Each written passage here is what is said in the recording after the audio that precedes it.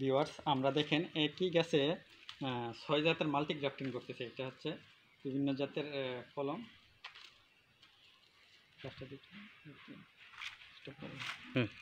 একই জাতের গাছে দেখেন আমরা এই গাছটার মধ্যে 6 জাত করতেছি।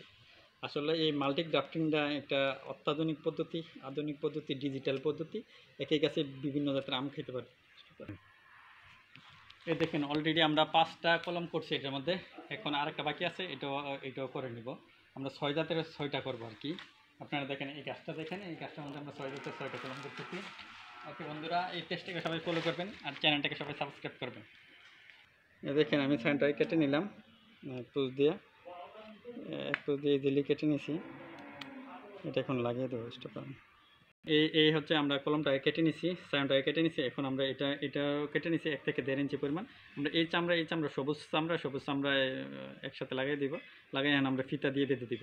এভাবে আপনারা আপনাদের গাছে থাকা একাধিক ডাল থাকলে মাল্টি গ্রাফটিং করতে পারবেন। দূর থেকে দেখেন এই গাছটা মাল্টি গ্রাফটিং করতে ওই একটা গাছ দেখেন আছে লাগান ওকে বন্ধুরা, সবাই ভালো থাকেন আর আমার এই পেজটাকে ফলো করবেন। নতুন নতুন ভিডিও পাওয়ার জন্য আমাদের সাথেই থাকবেন। আল্লাহ হাফেজ, আসসালামু আলাইকুম।